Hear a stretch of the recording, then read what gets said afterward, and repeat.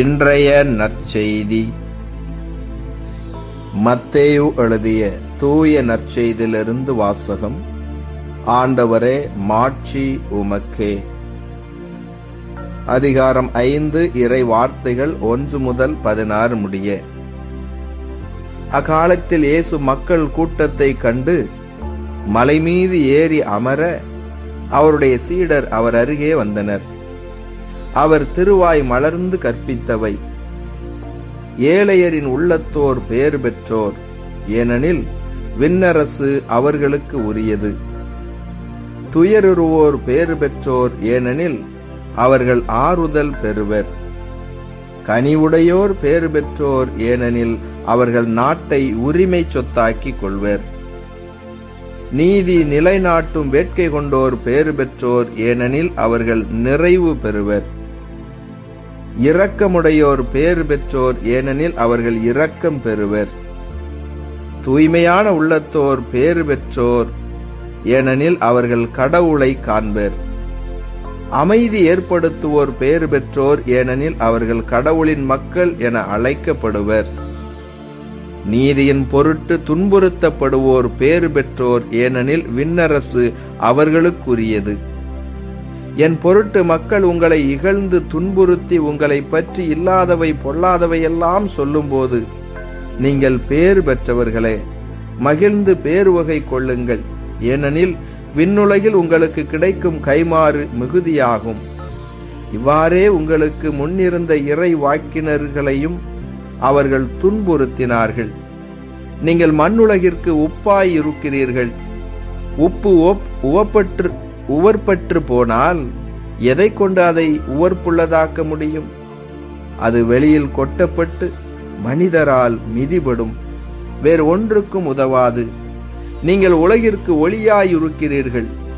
மலைமேல் இருக்கும் நகர் மறைவாய் இருக்க முடியாது. எவரும் விளக்கை ஏற்றி மரக்காலுக்குள் வைப்பதில்லை, மாறாக விளக்கு தண்டின் மீதே வைப்பர். அப்பொழுதுதான் அது வீட்டில் உள்ள அனைவருக்கும் ஒளி தரும்.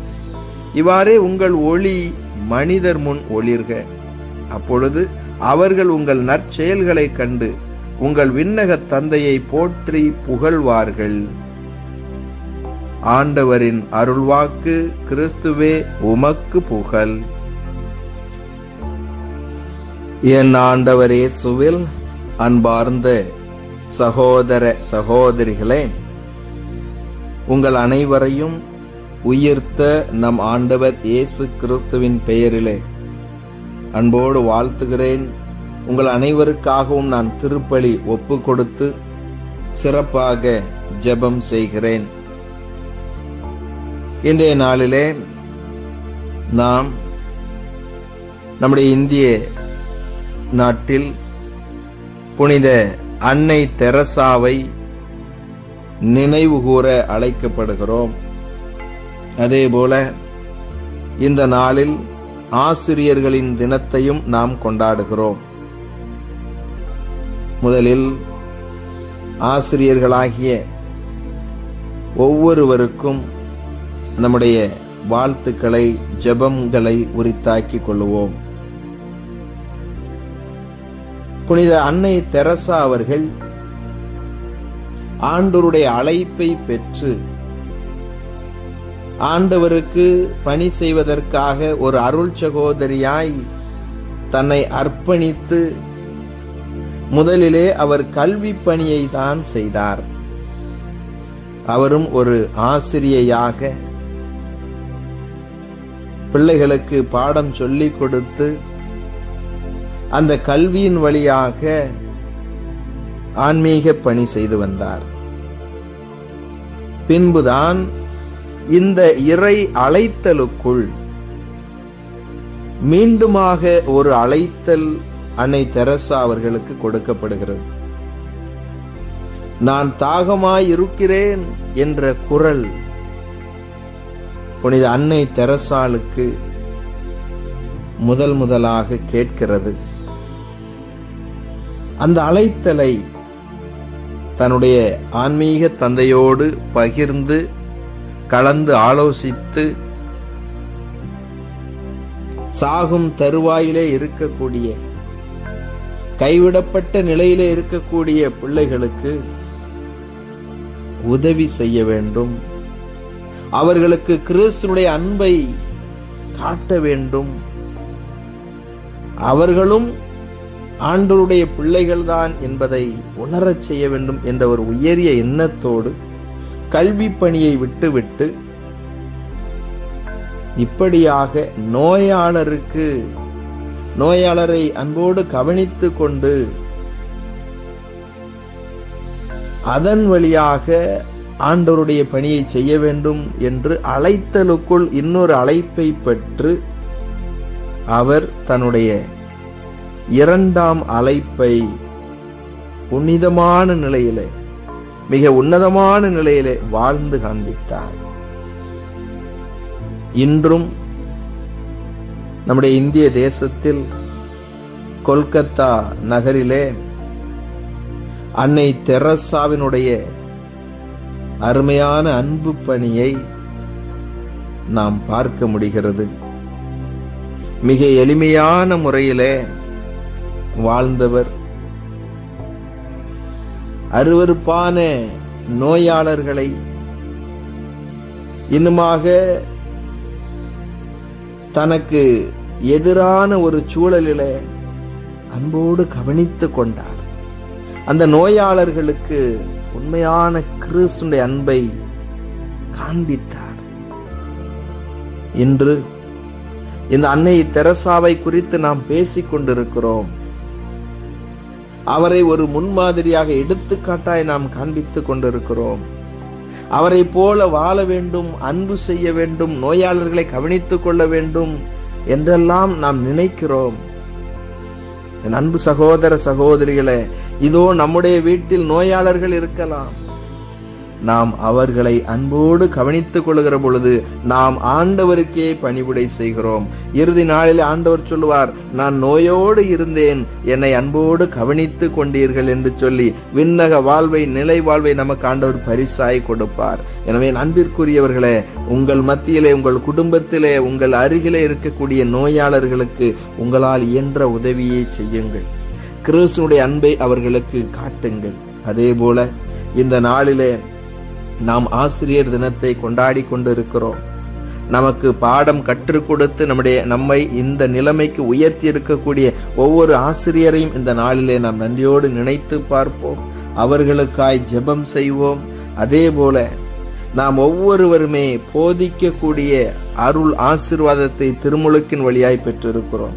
ஏதோ ஒரு நிலையிலே ஒரு பெற்றோராக கூட ஆசிரியராய் இருந்து நாம் நம்முடைய பிள்ளைகளுக்கு நல்லதை கற்றுக் கொடுக்க வேண்டும், ஆன்மீக காரியங்களை கற்றுக் கொடுக்க வேண்டும். நல்லதை சொல்லிக் கொடுத்தவர்களை நாம் அறிவிலும் ஞானத்திலும் வளர்க்க அழைக்கப்பட்டிருக்கிறோம். அதே போல ஆசிரிய பெருமக்கள், கடவுள் உங்களுக்கு ஒரு மேலான ஒரு பணியை கொடுத்திருக்கிறார். மாணவர்களை உருவாக்கக்கூடிய ஒரு பணியை, அர்ப்பண உள்ளத்தோடு கடவுள் உங்களுக்கு கொடுத்திருக்கக்கூடிய இந்த மேலான பணியை, அன்பு பணியை சிறப்பாக செய்யுங்கள். எத்தனையோ பேருக்கு கிடைக்காத ஒரு வாய்ப்பை கடவுள் உங்களுக்கு கொடுத்திருக்கிறார் என்பதை உணர்ந்து பாருங்கள். இறைவன் உங்களுடைய பணியை ஆசீர்வதிப்பார். அவர் பார்த்து கொண்டிருக்கிறார். உங்களை மட்டுமல்ல, உங்கள் வழியாய் உங்கள் குடும்பத்தையும் ஆசீர்வதிப்பார். அதே போல எத்தனையோ மருத்துவர்கள், செவிலியர்கள் அன்போடு இன்று நோயாளர்களை கவனித்துக் கொண்டிருக்கிறார்கள். இந்த நோயாளர்களுக்காய் தங்களுடைய வாழ்க்கையை அர்ப்பணித்து இருக்கிறார்கள். அவர்களுக்காகவும் ஜெபம் செய்வோம். அவர்களும் அந்த மேன்மையான பணியை, நோக்கத்தை உணர்ந்து செயல்பட வேண்டும். அதன் வழியாய் இந்த உலகத்திலே மக்கள், குறிப்பாக நோயாளர்கள் ஆண்டவருடைய அன்பை உணர்ந்து கொள்வார்கள், ஆண்டவருடைய உடனிருப்பை உணர்ந்து கொள்வார்கள். எல்லோரும் நலமாக இருக்க வேண்டும். எல்லோரும் பேறு பெற்றவர்கள், ஆசீர் பெற்றவர்கள். எனவே ஆண்டவருடைய அருளை, ஆசீர்வாதத்தை பெற்றவர்களாய் இருப்போம். இயேசுவுக்கே புகழ், மரியே வாழ்க. மன்றாடுவோமாக. எங்கள் போதகரே, ஆண்டவரே இயேசுவே, உம்மை போற்றி புகழ்ந்து உம்மை ஆராதிக்கிறோம். உமக்கு நன்றி செலுத்துகிறோம். இந்த புதிய நாளை தந்ததற்காக நன்றி ஆண்டவரே. இந்த நாளிலும் நீரே எங்களுக்கு உதவி செய்ய விரைந்து வாரும். எங்களோடு தங்கும், எங்களை ஆசீர்வதித்தருளும். இயேசு தெய்வமே, இதோ இன்று தங்களுடைய திருமண நாளை, பிறந்த நாளை கொண்டாடக்கூடிய பிள்ளைகளையும் எங்களிடத்திலே ஜெப உதவி கேட்டிருப்பவர்களையும் ஒப்பு கொடுக்கிறேன். ஒவ்வொருவரையும் நீர் ஆசீர்வதித்து வழி நடத்துவீராக. இதோ இந்த நாளிலே ஆசிரியர் தினத்தை கொண்டாடக்கூடிய வேளையில ஒவ்வொரு ஆசிரியரையும் நீர் ஆசீர்வதி, அவருடைய குடும்பங்களை ஆசீர்வதி, மருத்துவர்கள், செவிலியர்கள் ஒவ்வொருவரையும் ஆசீர்வதி. இயேசு ஆண்டவரே, அர்ப்பண உள்ளத்தோடு கல்வி பணியும் மருத்துவ பணியும் இன்னும் பல்வேறு சமூக சேவைகளையும் செய்து கொண்டிருக்கக்கூடிய அருள் சகோதரிகள் ஒவ்வொருவரையும் நீர் இந்த நாளிலே சிறப்பாய் ஆசீர்வதிப்பீராக. இயேசு ஆண்டவரே, இதோ நோயாளர்களை எல்லாம் ஒப்பு கொடுத்து ஜெபம் செய்கிறேன். நீரே அவர்களை தொட்டு குணப்படுத்துவீராக. கடன் பிரச்சனைகளிலிருந்து நம்முடைய பிள்ளைகளுக்கு விடுதலையை தாரும். இதோ பணித்தலங்களிலே இருக்கக்கூடிய தடைகள், சிக்கல்கள் எல்லாவற்றையும் ஆண்டவரை நீர் சரி செய்து கொடுப்பீராக. மன பயத்தோடும் மன குழப்பத்தோடும் இருக்கக்கூடிய பிள்ளைகளுக்கு ஆண்டவரே நீர் ஆறுதலை கொடுப்பீராக. அஞ்சாத என் மகனே மகளே என்று சொல்லி ஒவ்வொருவரையும் நீர் தேற்றும் ஆண்டவரே. புதிய நம்பிக்கையினால் இதோ வாழ்க்கையிலே தொடர்ந்து பயணிக்கும்படியாய் நீர் உற்சாகப்படுத்துவீராக. இதோ இந்த நாளிலும் எங்கள் மத்தியிலே வாழ்ந்து மரித்தவர்களை ஒப்பு கொடுக்கிறேன். ஆண்டவரே, இந்த ஆன்மாக்களுக்கு நித்திய இளைப்பாறுதலை தாரும். குடி, போதை, பழக்க வழக்கங்களிலிருந்து உம்முடைய பிள்ளைகளை நீர் பாதுகாத்தருள்வீராக. இந்த நாளிலும் கூட திருமண காரியங்களுக்காகவும், வேலை வாய்ப்பிற்காகவும், குழந்தை செல்வத்திற்காகவும் நம்பிக்கையோடு காத்து கொண்டிருக்கக்கூடிய, ஜெபம் செய்து கொண்டிருக்கக்கூடிய பிள்ளைகளை ஒப்பு கொடுக்கிறேன். நீரே இவர்கள் விரும்பும்படியான அருள் ஆசீர்வாதங்களை கொடுத்து வழி நடத்துவீராக. எங்களுடைய பயணங்களில் எங்களோடு கூட இருந்து எங்களை பாதுகாத்தருளும். இந்த நாள் வெற்றியின், மகிழ்ச்சியின், ஆசீர்வாதத்தின் நாளாக எங்கள் ஒவ்வொருவருக்கும் அமைய வேண்டுமாய் எங்கள் மீட்பராகியதை இயேசு கிறிஸ்து வழியாக தந்தையுமை நோக்கி நம்பிக்கையோடு ஒப்பு கொடுத்து மன்றாடுகிறோம். ஆமேன்.